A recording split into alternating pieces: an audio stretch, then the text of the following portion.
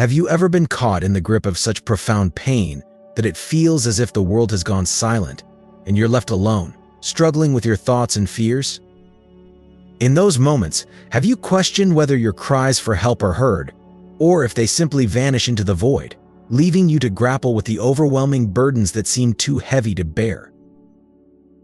Imagine standing on the edge of despair, feeling as though the very ground beneath you could give way at any moment.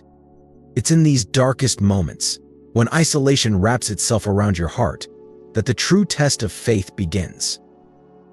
The adversities we face are not just external, they reach deep within us, touching the most vulnerable parts of our souls, awakening fears we didn't even know we had.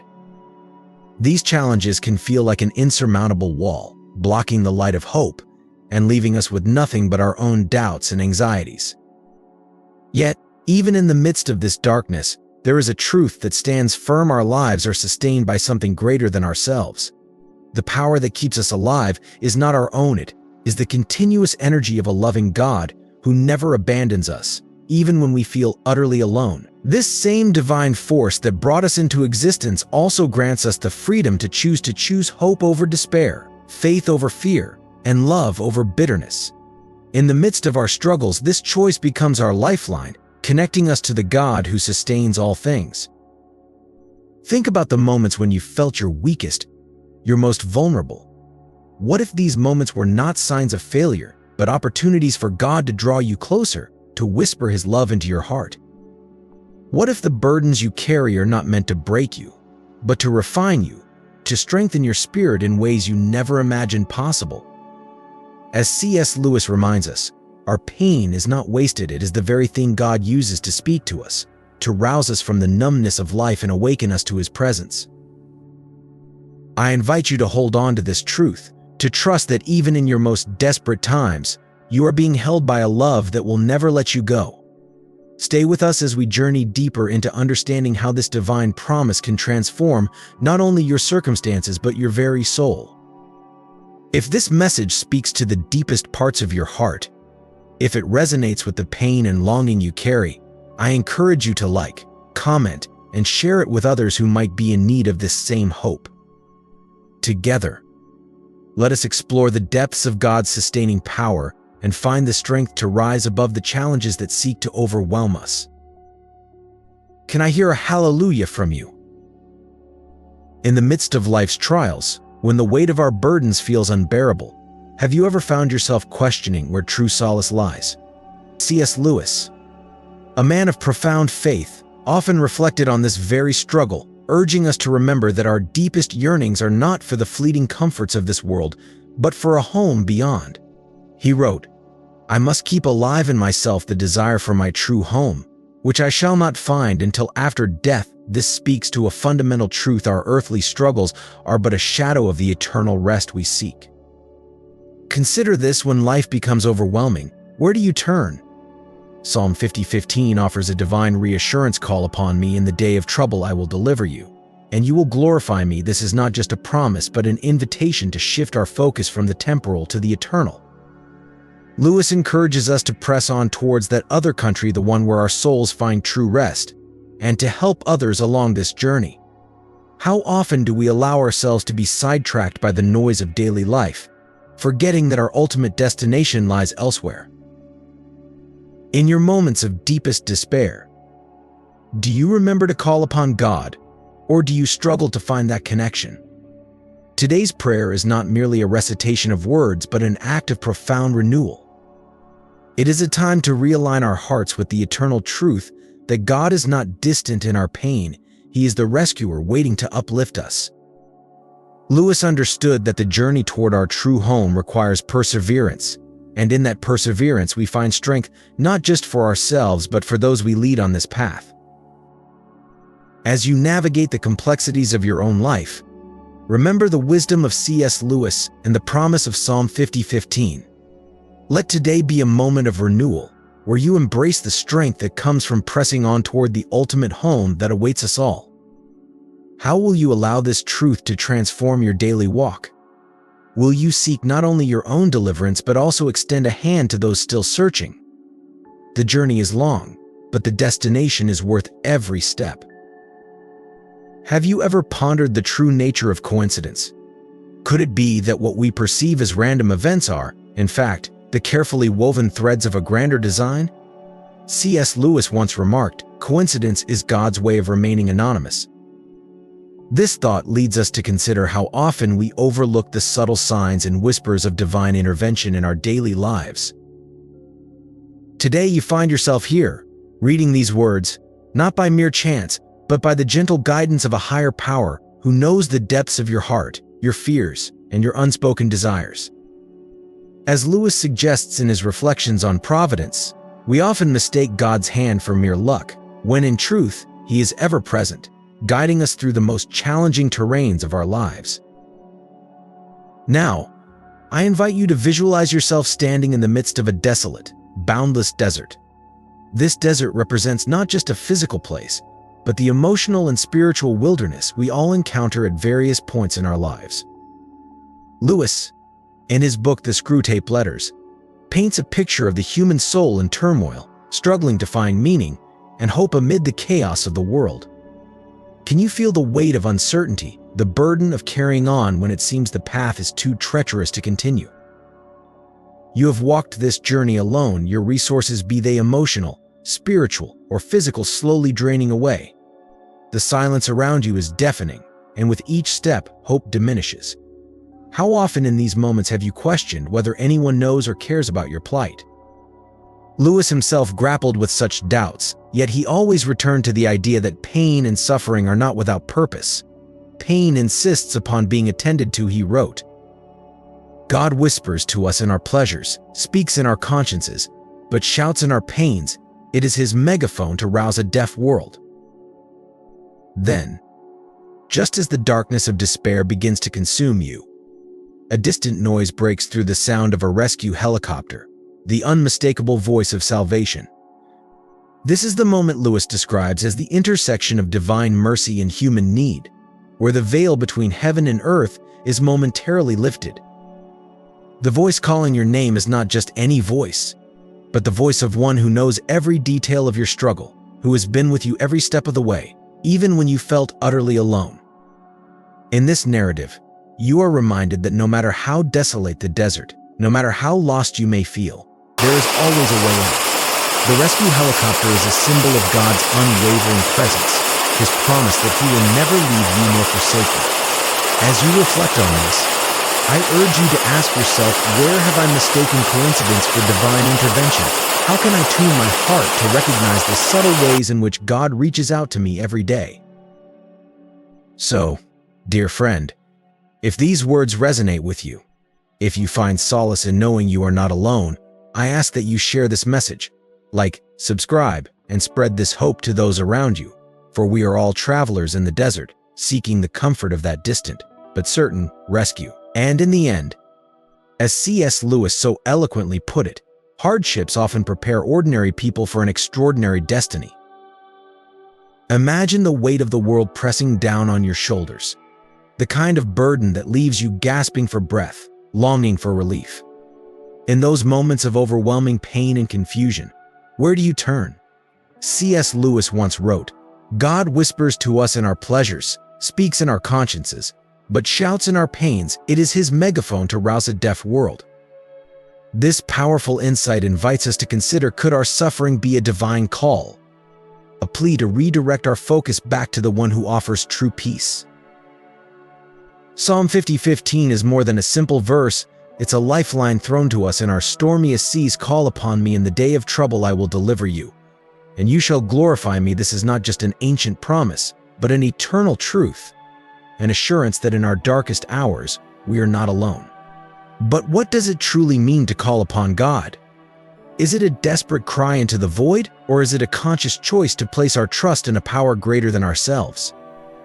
C.S. Lewis wrestled with the nature of suffering in his own life, particularly after the death of his beloved wife.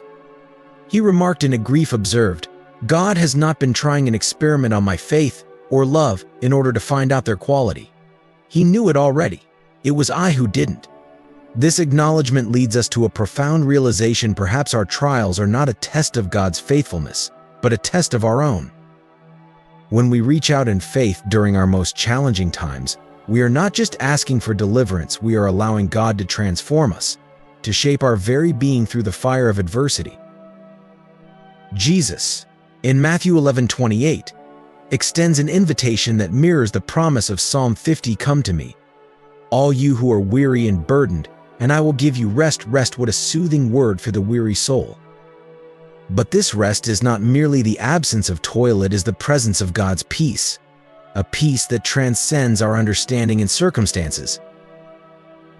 As we delve into the richness of these promises, we must ask ourselves, are we willing to let go of our burdens, to surrender our pain, and allow God to work within us?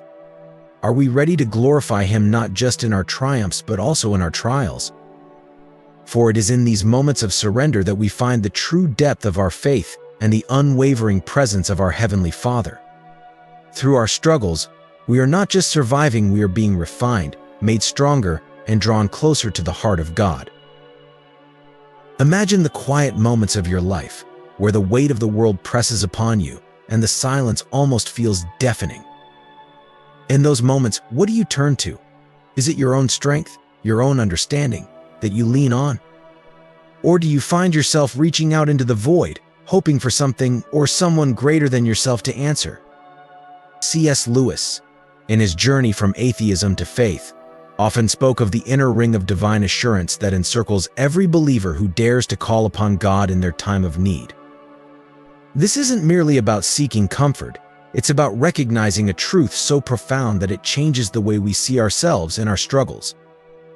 To call upon God is to acknowledge that there is a greater story at work, one in which we are not the authors, but the characters being lovingly guided by the author himself. Have you ever wondered why the act of calling upon God holds such power?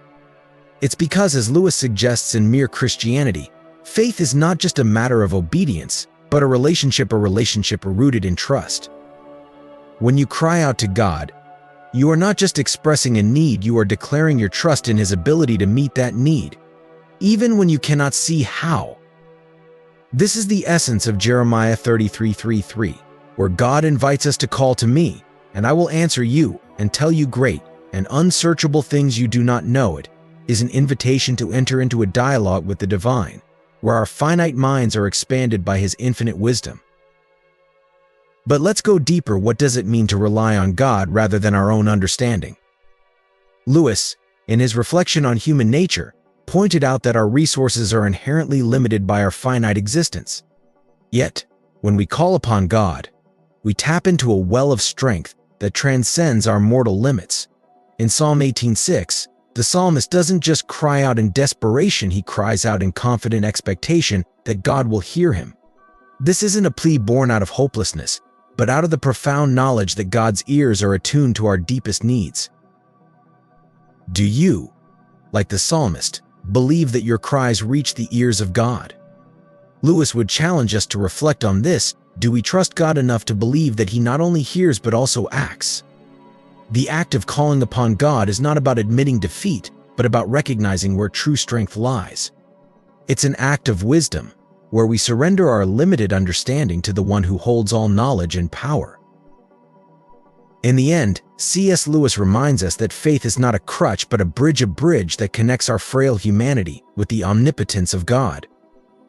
When we call upon Him, we aren't just asking for help, we're stepping into a relationship that transforms us, reshaping our understanding of who we are and who God is. So, the next time you find yourself in distress, remember, calling upon God is not just an act of faith, it's an act of wisdom, humility, and profound trust in the one who knows you better than you know yourself. Imagine standing on the edge of a vast ocean, feeling the weight of your worries pressing down like storm clouds on the horizon. You might wonder, does God see me? Does He hear my cries when I am drowning in despair? This question resonates deeply within us all, and it's a question that C.S. Lewis pondered as well. In his reflections, Lewis once remarked, "We are not necessarily doubting that God will do the best for us, we are wondering how painful the best will turn out to be." This is the crux of our struggle. We often feel that our cries might go unnoticed, or worse, that the answer might be more challenging than we expect. But let us turn our attention to a promise that is both comforting and profound. Isaiah 65:24 says, "Before they call, I will answer while they are still speaking." I will hear. This verse challenges our perception of God as distant or indifferent. It paints a picture of a father who is not only aware of our cries but is already preparing the answer before we even voice the question. How often do we hesitate to call upon God, fearing that our concerns are too trivial or that we are somehow burdening Him? Yet this hesitation is misplaced, for God delights in our dependence on Him. He leans in, eagerly waiting to hear from us, not as a stern judge but as a loving Father who cherishes every word we speak. C.S. Lewis, in his book The Problem of Pain, suggests that our suffering and prayers are not ignored by God but are part of a divine conversation that shapes our souls. Lewis writes, "God whispers to us in our pleasures, speaks in our conscience, but shouts in our pains. It is His megaphone to rouse a deaf world." This concept is key to understanding the purpose of prayer. When we pour out our hearts to God, we are not just listing our grievances or requests, we are entering into a sacred dialogue where God's wisdom and our needs intersect. This interaction not only brings us closer to God's will but also transforms our understanding of our circumstances. How often have you started a prayer with a specific outcome in mind, only to find that God's response is different, perhaps even better than you imagined? This is the beauty of aligning our hearts with God's will through prayer. We begin with our limited perspective, but as we open ourselves to God's guidance, we discover His plans are far superior to anything we could have envisioned. So, as you stand at the edge of your own ocean of worries, remember that God is not just a distant observer. He is already working on your behalf, ready to answer even before you call out to Him. And in that moment of connection, you will find that your cries have not only been heard but have become part of a larger story, one that is being written with the wisdom and love of a father who knows what is truly best for his children. Imagine for a moment that you are in a place of deep need, your heart heavy with burdens too great to bear alone. Have you ever wondered if anyone truly listens, if anyone truly cares? In those silent moments when your soul aches for understanding, consider this: God, the creator of all things, is not distant or indifferent. He is a father who eagerly bends down to listen to your every whisper, even before the words leave your lips. C.S. Lewis, in his profound exploration of faith, reminds us that God whispers to us in our pleasures, speaks in our conscience, but shouts in our pains. It is His megaphone to rouse a deaf world. These words challenge us to see our cries not as mere expressions of need, but as opportunities for deep connection with a God who is intimately involved in our lives. But why does God, who holds the universe in His hands, care so deeply about our individual concerns? Lewis offers insight here as well, suggesting that our dependence on God is not a sign of weakness, but of our inherent design. We were made to lean on Him, to seek Him, and in doing so, to find a strength and purpose that transcends our understanding. When we call upon God, we are not merely asking for help, we are aligning ourselves with His will, opening our hearts to His guidance and wisdom. In Isaiah 65:24, we are given a glimpse into the profound nature of God's responsiveness before they call. I will answer while they are still speaking. I will hear. This is not a passive promise, but an active declaration of God's readiness to engage with us. Have you ever noticed how often our prayers evolve as we pray? How our requests shift as we sense God's direction? This is the beauty of prayer, not just as a means to present our desires but as a dialogue that shapes our hearts. Lewis captures this beautifully when he writes, "Prayer in the sense of petition, asking for things, is a small part of it. Confession and penitence are its threshold. Adoration its sanctuary, the presence and vision and enjoyment of God its bread and wine." So, dear friends, the next time you find yourself wondering if your cries are heard, remember that they are more than just requests. They are the beginnings of a divine conversation, one where God's voice meets yours, where your needs are met with His eternal wisdom. And in that sacred space, you will find that His answers are always far beyond what you could have imagined, revealing a path that is not just better, but truly best. Consider for a moment The essence of calling upon God not as an isolated act, but as a profound, ongoing dialogue with our Creator. C.S. Lewis once mused that prayer does not change God, it changes us. Could this be what Paul meant in 1 Thessalonians 5:17, where we are urged to pray without ceasing? Imagine, instead of viewing prayer as a task, we see it as the lifeblood of our relationship with God, a way to align ourselves more closely with His will, especially in the seemingly trivial moments of our day-to-day lives. Let's explore deeper. What if, like Lewis suggested, our prayers were not mere petitions but rather an expression of our deep-seated trust in God's sovereignty? When we pray without ceasing, we acknowledge that every breath we take is under God's watchful eye. We are not simply asking for help, we are surrendering control, embracing the vulnerability that comes with faith. In a world that celebrates self-reliance, how often do we find ourselves resisting this surrender? Now, consider the challenges that life inevitably throws our way. Lewis, in his reflections on pain, described it as God's megaphone to rouse a deaf world. If we see our struggles as opportunities for divine intervention, does this not transform our perspective? The habit of turning to God in every circumstance, be it joy or despair, becomes less about seeking answers and more about finding peace in His presence. Lewis would argue that this is the true power of prayer, not in its ability to change our situation, but in its ability to change our hearts.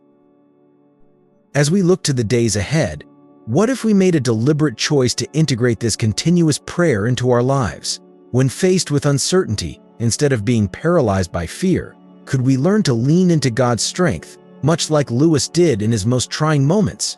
And when anxiety about the future looms large, might we find solace in knowing that, as Psalm 50:15 reminds us, God's promise of deliverance is not contingent on our circumstances, but on His unwavering faithfulness. Lewis believed that every moment of our lives is an opportunity to deepen our relationship with God. So the next time you're confronted with a decision, no matter how small, consider asking yourself, am I seeking God's wisdom here? And when the weight of life feels too heavy, might you pause and remember that God is inviting you to cast your burdens upon Him?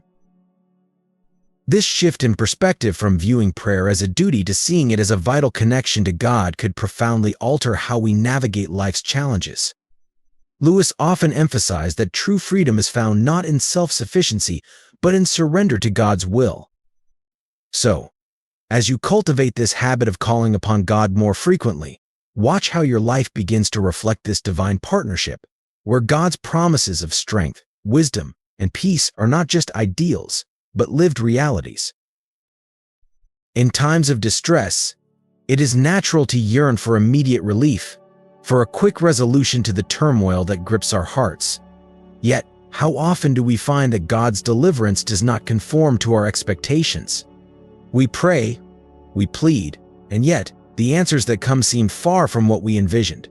C.S. Lewis, in his profound exploration of pain and suffering, once wrote, "We are not necessarily doubting that God will do the best for us, we are wondering how painful the best will turn out to be." This sentiment captures the tension between our desires and God's higher wisdom, a theme echoed in Isaiah 55:8-9, where the Lord declares, "For my thoughts are not your thoughts, neither are your ways my ways." Have you ever pondered why God's ways often seem so mysterious? Why, in moments of desperation, does His deliverance sometimes arrive in the most unexpected forms? Lewis might suggest that these moments are not arbitrary but are precisely designed to stretch our understanding, to deepen our faith, and to transform our character.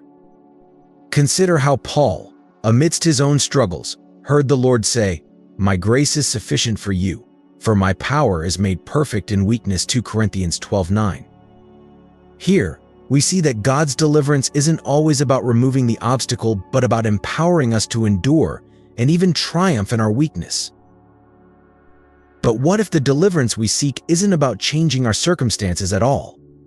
Lewis, in The Problem of Pain, delves into the idea that suffering can be a tool God uses to refine us, to bring us closer to His likeness.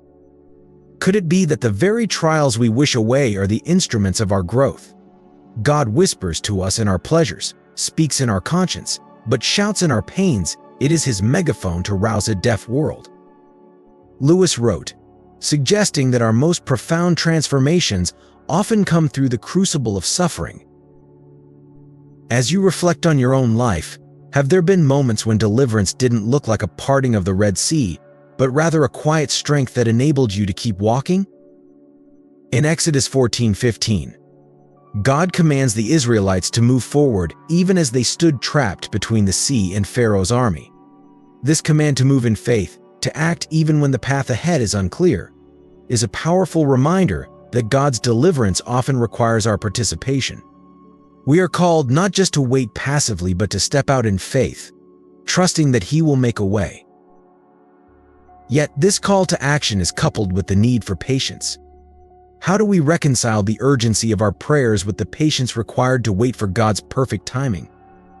Lewis once remarked, "I am sure that God keeps no one waiting unless He sees that it is good for him to wait." In Habakkuk 2:3, we are reminded that the vision awaits an appointed time, and though it lingers, we are to wait for it.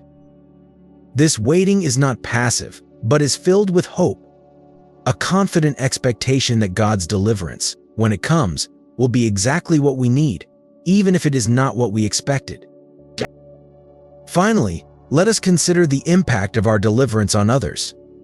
David's testimony in Psalm 42:3 is not just a personal account of rescue, but a call to inspire others to trust in God. When we experience deliverance, it is not merely for our own benefit, but becomes a beacon of hope for those around us. C.S. Lewis's writings often reflect this communal aspect of faith, where our individual experiences of God's grace ripple out to touch the lives of others. So as you face your own trials, remember that God's deliverance is sure, though it may not come in the form or timing you expect. Trust in His higher ways, participate in His plan with faith, and wait with patient expectation, knowing that His deliverance is not just for you, but for the glory of His name and the encouragement of others. In times of struggle, it is often tempting to seek answers within ourselves or the world around us. Yet, how often do we pause to consider the divine invitation extended to us, one that calls us to place our trust in something far greater than our own understanding? C.S. Lewis, in his Reflections on Faith, reminds us that relying on God has to begin all over again every day. As if nothing had yet been done, this continual renewal of faith is not a sign of weakness, but rather an acknowledgement of the dynamic relationship between the believer and the Creator. It is in this daily act of trust that we find the courage to stand firm in the face of trials, confident in the knowledge that God hears our cries and is actively working for our good, even when His methods defy our expectations. But what does it mean to truly trust in God's deliverance? Do we, as Lewis suggests, dare to believe that God's wisdom surpasses our own, that His ways, however mysterious, are ultimately designed for our well-being? The Scriptures are replete with examples of individuals who placed their trust in God, even when doing so seemed irrational. Consider the story of Abraham, who was called to sacrifice his beloved son Isaac. How could such a command align with the promise God had made to Abraham? Yet, in the moment of greatest confusion and sorrow, Abraham's faith did not waver. He believed that God could bring life out of death, and his trust was not misplaced. Our own stories of deliverance, however modest they may seem, carry a similar power. When we share these stories, we do more than recount personal victories. We testify to the faithfulness of God, encouraging others to place their trust in Him as well. Lewis poignantly observed, "We read to know we are not alone in the same way. We testify to remind others and ourselves that we are not alone in our struggles." God is with us, actively working to bring about our deliverance, and through our testimonies, we join in the collective witness of His redemptive power. Yet, the act of glorifying God through our testimony requires humility. It is not about highlighting our own strength or resilience, but about pointing others to the source of all strength. Psalm 115:1 emphasizes this: "Not to us, Lord, not to us, but to your name be the glory." Because of your love and faithfulness, this verse calls us to lay down our pride and acknowledge that it is God, not us, who deserves the credit for our deliverance. When we do this, we align ourselves with the greater story of God's redemptive work in the world, a story that has the power to inspire faith and hope in others. As we reflect on our experiences of God's deliverance, we are also called to live out the transformation He has wrought in us. Our lives should be a living testimony, a light that shines before others, leading them to glorify our Father in heaven. This is not merely about words spoken, but about actions taken, actions that reflect the grace and power of God at work within us. Jesus challenges us in Matthew 5:16 to let our light shine in such a way that others see our good deeds and glorify God. This is the true essence of glorifying God through our testimony, living in such a way that our entire being proclaims His greatness. Finally, let us not forget the importance of specificity in our testimonies. General statements of God's goodness, while true, lack the impact of detailed accounts of His intervention in our lives. The psalmist invites us in Psalm 66:16-17 to come and hear. All you who fear God, let me tell you what He has done for me. When we are bold in sharing the specifics of God's work in our lives, we give others the opportunity to see His hand at work in ways they may not have recognized before. In the words of C.S. Lewis, hardships often prepare ordinary people for an extraordinary destiny. Your story of deliverance, no matter how ordinary it may seem, is part of that extraordinary destiny. It has the power to transform not only your life but also the lives of those who hear it. So, share your testimony with courage and conviction, trusting that in doing so, you are participating in the ongoing work of God's kingdom, bringing hope and light to a world in desperate need of both. In times of struggle, it is often tempting to seek answers within ourselves or the world around us. Yet, how often do we pause to consider the divine invitation extended to us, one that calls us to place our trust in something far greater than our own understanding? C.S. Lewis, in his Reflections on Faith, reminds us that relying on God has to begin all over again every day, as if nothing had yet been done. This continual renewal of faith is not a sign of weakness, but rather an acknowledgement of the dynamic relationship between the believer and the Creator. It is in this daily act of trust that we find the courage to stand firm in the face of trials, confident in the knowledge that God hears our cries and is actively working for our good, even when His methods defy our expectations. But what does it mean to truly trust in God's deliverance? Do we, as Lewis suggests, dare to believe that God's wisdom surpasses our own, that His ways, however mysterious, are ultimately designed for our well-being? The Scriptures are replete with examples of individuals who placed their trust in God, even when doing so seemed irrational. Consider the story of Abraham, who was called to sacrifice his beloved son Isaac. How could such a command align with the promise God had made to Abraham? Yet, in the moment of greatest confusion and sorrow, Abraham's faith did not waver. He believed that God could bring life out of death, and his trust was not misplaced. Our own stories of deliverance, however modest they may seem, carry a similar power. When we share these stories, we do more than recount personal victories. We testify to the faithfulness of God, encouraging others to place their trust in Him as well. Lewis poignantly observed, "We read to know we are not alone in the same way.